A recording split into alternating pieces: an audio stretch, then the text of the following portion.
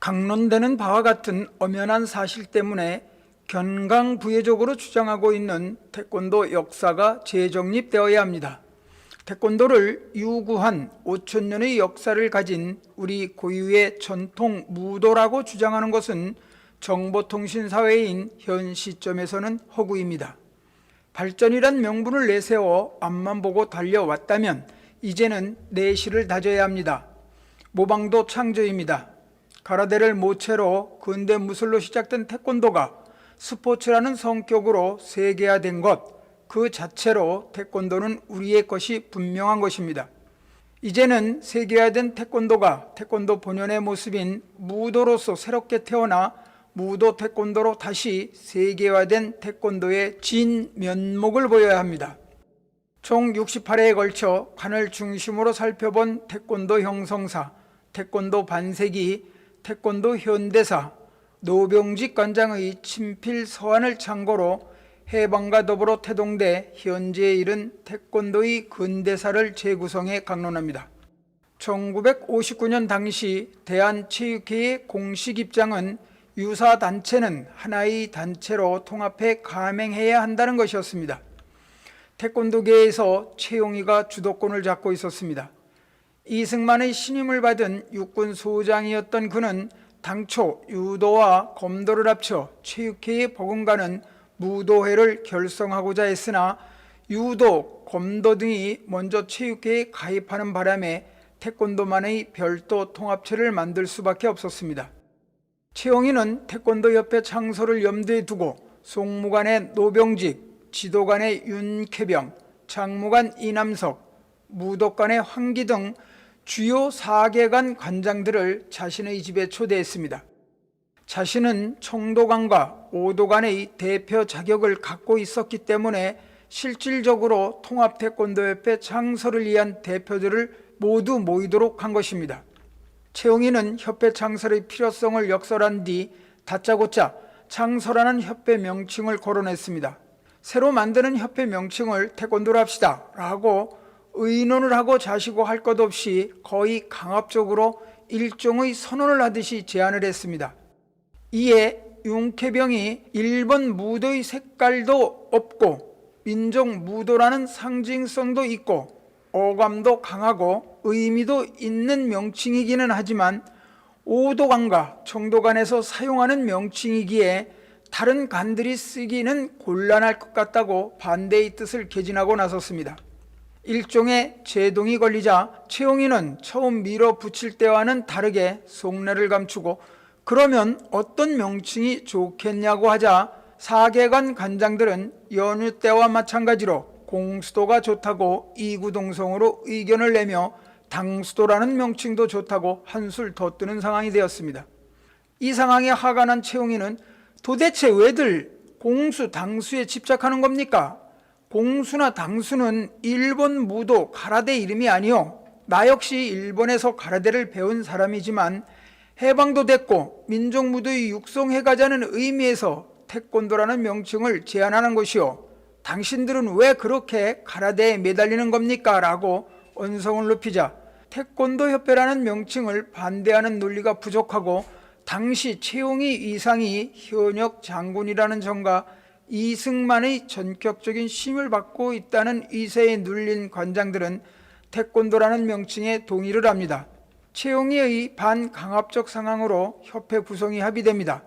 새롭게 구성되는 대한태권도협회는 초대회장에 최용희, 부회장에 노병직, 윤쾌병, 이사장에 황기, 상임이사에 이종우, 현종명, 고재천, 이영섭, 이사에는 엄윤규, 배영기, 정창영, 남태희, 감사에는 김순배, 조병시 등으로 임원진을 구성했고 대표 심사위원은 노병직, 윤쾌병, 심사위원으로는 이남석, 엄영규, 현종명, 정창영 등으로 각각의 통합을 도모했습니다. 1959년 9월 3일 대한체육회에서 태권도협회 임원 전원이 참석하여 황기 관장이 목을 갈고 최용희 장군이 협회 명칭을 씀으로써 태권도협회가 공식 출범하게 됩니다. 하지만 출범과 동시에 황 기관장에 의해서 태권도협회가 순탄하지 않은 길을 갑니다. 황 기관장이 다른 마음을 갖고 있었기 때문입니다. 이사장으로 있으면서도 개인적인 야망을 갖고 있던 황기는 이듬해 협회를 탈퇴해 정계 실력자를 등에 업고 문교부에 사단법인 수박도회를 등록시킵니다. 이 상황에 당황한 대한태권도협회 집행부는 문교부에 진정서를 제출하고 태권도협회 법인 등록 신청서를 제출합니다. 다음은 태권도 반세기에 기술되고 있는 진정서 내용의 일부분입니다. 대한태권도협회에서는 국가재건 최고위원회의 제반 시책을 존중하고 협조하는 동시에 사회 질서를 혼란케 하는 깡패 유사단체 대한수박도회의 등록 정지와 아울러 해산시켜 주실 것을 진정하는 바입니다. 수박도회의 기강은 심신연말한 훌륭한 것을 내세우고 있지만 실제로는 그렇지 못한 비체육단체임을 열거하자면 수박도회의 비행으로 광주에서 광주 공고 학생들을 집단 폭행하여 사회에 적지 않은 무리를 일으켜 문교부로부터 당수도 수련을 중지 명령받은 사실이 있고, 대전에서는 거리의 깡패와 집단 패싸움을 했고, 대전극장 무료 입장을 거절하자 소위 지도급에 있는 자들이 집단 폭행을 했고, 충남 예산에서는 군인을 단도로 찔러 부상케 하여 살인 미수로 구금 중입니다. 이와 같은 무도 수련인으로서 해서는 안 되는 반사회적 행위를 전국 도처에서 행하였으며, 이 외에도 말할 수 없는 많은 불량 행위를 했습니다. 또 단급증을 남발하여 고가로 매각하였으며, 이를 획득한 무지한 자들은 아무 데서나 펼쳐들어 타의 무언중 위협을 가했을 뿐만이 아니라 무전 취식 등도 하였습니다. 이와 같이 사회에 무리를 일으킨 수박도회가 지난날 문교로부터 중지령까지 받았는데 법인체로서 인가를 받을 수가 있겠습니까? 이는 마땅히 인가 취소되어야 할 것이며 등록 중지가 되어야 하고 해산되어야 하겠습니다. 라고. 이 내용으로 문교부와 대한체육계에 진정서를 제출하고 대한태권도협회에 법인체 인가를 신청합니다. 하지만 문교부에서는 헌법이 보장한 결사의 자유를 막을 수 없고 같은 종목에서 두 개의 단체를 인준할 수 없다는 규정을 들어 서류를 반려하고 대한수박도회와 통합회의를 거쳐 단일 종목으로 등록 서류를 제출해 줄 것을 요구합니다. 황기의 이탈로 태권도협회는 겉으로만 통합됐을 뿐 각 관에 대한 통제력을 전혀 발휘하지 못한 채 사상누각의 상태로 전락하고 있던 중 5.16 군사쿠데타가 발생합니다. 5.16 군사쿠데타는 우리나라 사회, 경제, 문화 등 전 분야에 큰 영향을 미쳤습니다.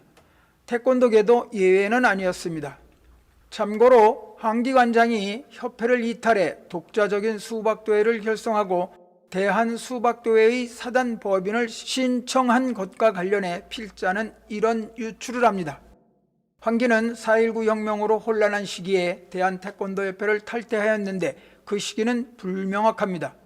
다만 황기가 1966년 5월 23일 문교부에 대한수박도협회의 사단법인 신청을 하여 6월 30일에 문화 제2570호로 인가를 받았다는 사실을 고려할 때 1960년 5월 23일 이전에 탈퇴하였음을 알 수 있습니다. 황기가 대한태권도협회를 탈퇴한 이유는 명확하지 않습니다. 개인적인 야망 때문이 아닌가 하는 막연한 추측을 할 뿐입니다. 당시 무도관이 무도계에서 가장 큰 세력을 형성하고 있었기에 협회에 통합되는 것이 개인적으로 보나 무도권 차원으로 보나 별 이득이 없었을 것이라 판단한 것이 아닌가 합니다. 또한 태권도협회 구성 시 벌어졌던 자리배분 논란에서 보듯이 가장 큰 세력을 형성하고 있는 무도관 창설자에 대한 대우 문제, 협회 명칭 문제 등 여러 불만이 작용했을 것이라 생각합니다. 무엇보다도 최홍일을 중심으로 한 세력에 대한 불신이 황기 관장의 대한태권도협회 이탈에 결정적 원인으로 작용한 것이 아닌가 합니다. 대한수박도회의 독자적인 사단법인 등록에 대해 태권도지에는 1960년 4월 말경 4.19 혁명 후 정치적, 사회적 혼란을 틈타 황기는 당시 정계의 권력자 모 씨를 이용하여 전격적으로 문교부에 사단법인 등록을 하였다고 기록되어 있는데, 대한수박도회의 사단법인 등록은 대한태권도협회에 상당한 혼란을 야기했던 것 같습니다. 대한수박도회의 사단법인 등록으로 타 간에서도 통합은 했어도 법인체 등록을 독자적으로 추진하려는 움직임이 있었던 것이 아닌가 하는 생각을 합니다. 대한수박도회와 대한태권도협회 간의 불화는 1960년 11월에 발간된 무예시보 3호 사설 무도계의 유파와 분열을 동일시 말라라를 통해서도 잘 드러나고 있습니다. 다음 21부에서는 멈출 수 없는 태권도계 통합에 관해 강론합니다.